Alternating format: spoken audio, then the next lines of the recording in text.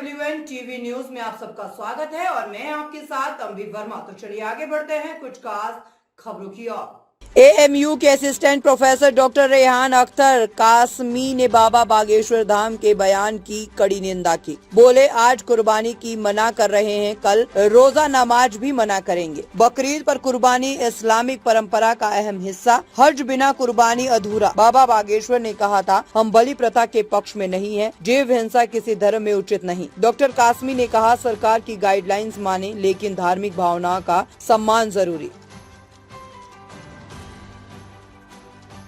एक बहस छिड़ी हुई है बकरे की कुर्बानी को लेकर, और दूसरे जो जानवर हैं जो जायज़ हैं और जिनकी सरकार जिनकी परमिट करती है उनको लेकर। लेकिन मैं समझता हूँ कि चाहे इस देश में कोई भी हो, किसी भी आस्था को साइंसी टेम्परामेंट पर जांचने और परखने की ज़रूरत नहीं होती है, क्योंकि ये मुसलमानों की आस्था और उसका अकीदा है। लोगों का कहना ये है कि अरे साहब वो जो है कुरान में नहीं है, यहाँ नहीं है, वहाँ नहीं है। और हर आदमी तो आजकल जो है वो कुरान का माहिर हो गया है, चाहे जिस भी समाज का हो। मैं समझता हूँ कि ईद कुर्बान जो है और कुर्बानी करना ये मुसलमानों का बुनियादी अकीदा है।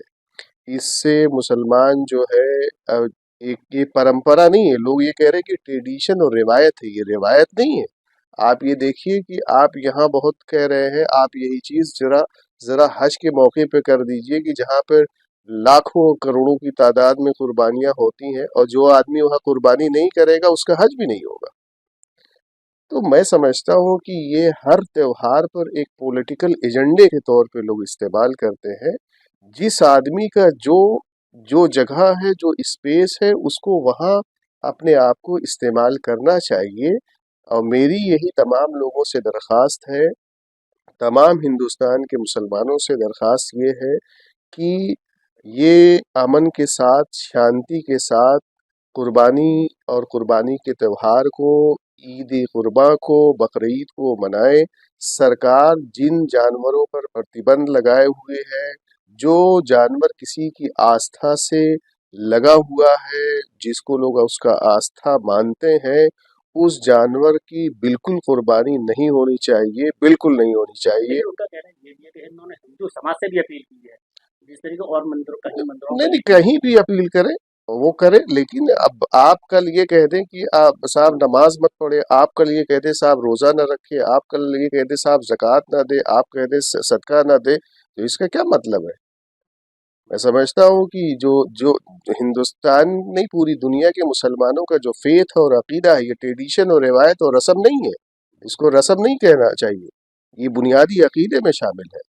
और ये नबी करीम सल्लल्लाहु ताला अलैहि वसल्लम, क्या उससे पहले से ये चीज़ जो है जारी और सारी है, और नबी करीम सल्लल्लाहु अलैहि वसल्लम ने खुद जो है कुर्बानी की है और हम उनके फॉलोवर हैं। लिहाजा हम उन जानवरों की कुर्बानी करेंगे जिन जानवरों की कुर्बानी की परमिशन जो है हमें गवर्नमेंट देती है। उन चीज़ों से परहेज करना चाहिए और बिल्कुल नहीं करना चाहिए जिस कुर्बानी को बाकायदा तौर पर सरकार की तरफ से बैन लगा हुआ है, और उन जानवरों से भी जो किसी के अकीदे और आस्था से रिलेटेड है, उससे भी बिल्कुल नहीं करना चाहिए। और हमेशा ईद के बकरीद के मौके पे साफ सफाई का ख्याल होना चाहिए। खून नालियों में नहीं बनाना चाहिए, पर्टिकुलर उसकी एक जगह होनी चाहिए, और इधर उधर तमाम तरह खून जब नालियों में बहता हुआ नजर आता है।